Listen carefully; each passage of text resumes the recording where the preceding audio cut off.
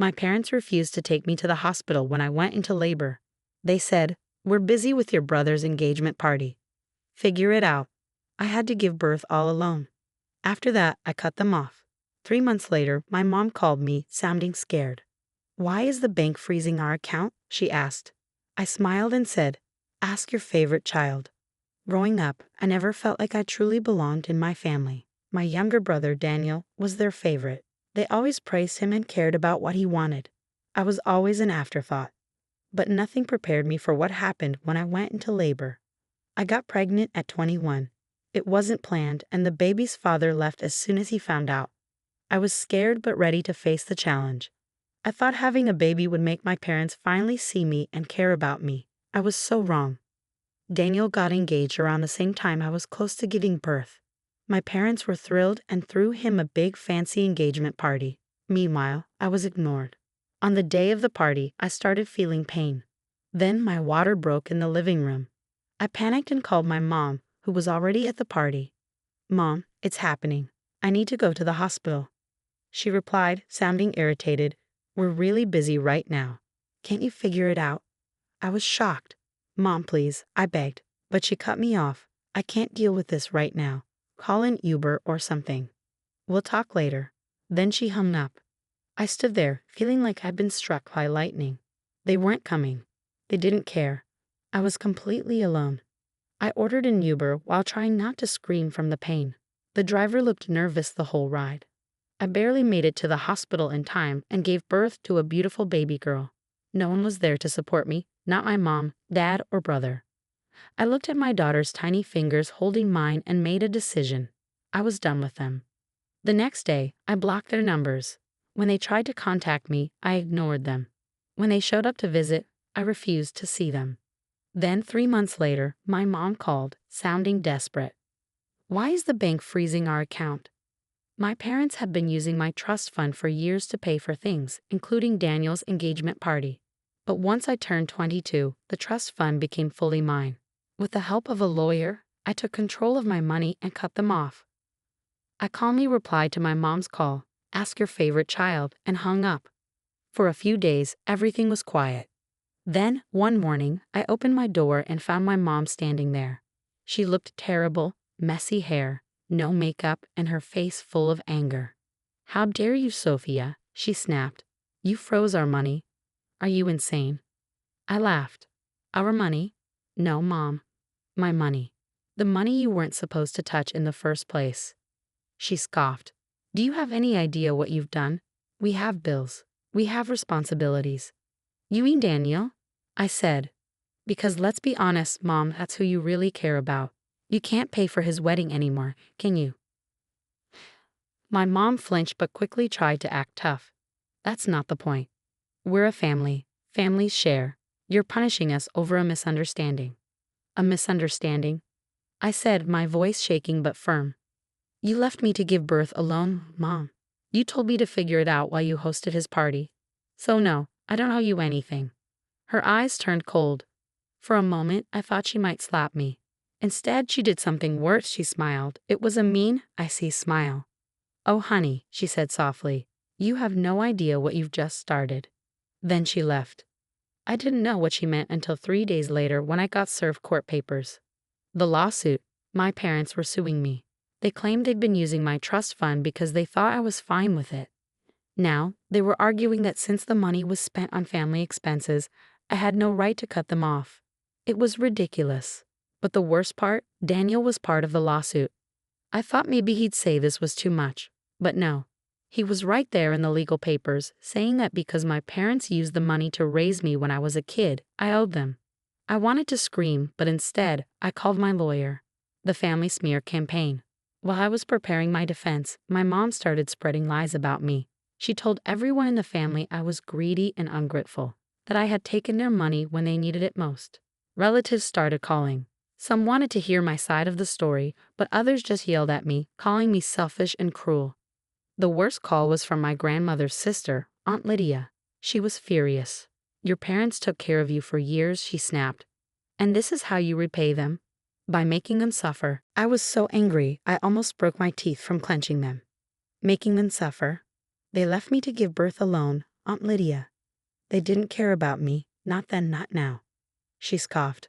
Oh, please. They had an event to host. You could have waited. I hung up on her without saying another word. By then, I was beyond angry. I was done. If my parents wanted to play dirty, then I was ready to fight back. I wasn't helpless anymore. I had my own lawyer, my own money, and most importantly, I had proof. Since I had been getting ready to take control of my trust fund for months, I had all the evidence, bank statements, financial records, and proof of every dollar they took. I decided to countersue, not just to protect my money, but to get back every cent they stole over the years. When my parents got my lawsuit, the calls and texts started pouring in. My mom's messages were angry and full of insults, like, how could you do this to your own family? My dad, who'd been mostly quiet, finally called. Sophia, he said, sounding tired.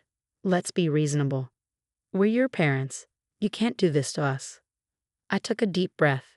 You did this to yourselves. He sighed. Your mom's just emotional. You know how she is. She doesn't mean it. She meant every word, I snapped, just like she meant it when she left me alone during labor. Silence. Then his voice turned cold. You're making a mistake. And he hung up. A few weeks into the legal fight, my lawyer found something strange. There was another savings account in my name that I didn't know about. We looked into it and found out that my grandparents had left me more money than I thought, and my parents had been secretly taking money from that account for years. This wasn't a family issue, it was theft. My lawyer quickly decided to push for fraud charges. When my parents found out, my mom completely broke down. She showed up at my apartment, banging on the door like crazy. Sophia, open this door, she yelled. I let her scream for a while before opening it just a crack. She looked wild, hair a mess, face pale. Why are you doing this? She hissed. Do you want us to end up homeless? Ruined. You stole from me, Mom, for years. She rolled her eyes. Don't be dramatic. We used that money to take care of you. No, I said firmly. You used it to throw parties for Daniel, to go on vacations, to buy your stuff, not mine. She clenched her jaw. Fine, maybe we borrowed a little here and there, but we're family. Family doesn't leave you alone when you're giving birth. Family doesn't steal from you and then sue you for taking back what's yours. Her face twisted with anger. You always were selfish. I smiled. And you always thought you'd get away with everything. And before she could say anything else, I shut the door in her face. I expected my parents to keep fighting. What I didn't expect was what Daniel did next. Turns out, Daniel's fiancée had no idea about the lawsuit until recently. She called me and asked if we could talk. We met at a coffee shop, and she told me Daniel had lied to her. He said I had offered my trust fund to help pay for their wedding, and that I was happy to share. I told him if he doesn't drop this lawsuit, the wedding is off, she said, gripping her coffee cup so hard her knuckles turned white. I'm not marrying into a family that does this. I just stared at her, surprised she actually had a backbone. A few days later, Daniel texted me, I hope you're happy. You ruined my life. No apology, no regret, just blame. I blocked his number. At this point, my parents were trapped. The fraud case was gaining traction, Daniel's engagement was falling apart, and with their money cut off, they were drowning. Then, out of nowhere, my dad texted me. Let's talk, no lawyers, just family. I stared at the screen, knowing this was their last attempt to manipulate me, but I agreed to meet them just to see them squirm. We met at a fancy restaurant, my mom's choice, of course. They were already sitting when I walked in. Mom had her arms crossed, looking angry, while Dad looked tired and worn out. All right, talk, I said, not even bothering with pleasantries. Dad leaned forward. Sophia, this has gone too far. We're family. You're tearing this family apart over money. I let out a bitter laugh. No, you tore this family apart when you left me alone to give birth, when you stole from me, when you sued me. My mom scoffed. Oh, please, we took care of you for years. We deserve something for that. You had a child, I shot back.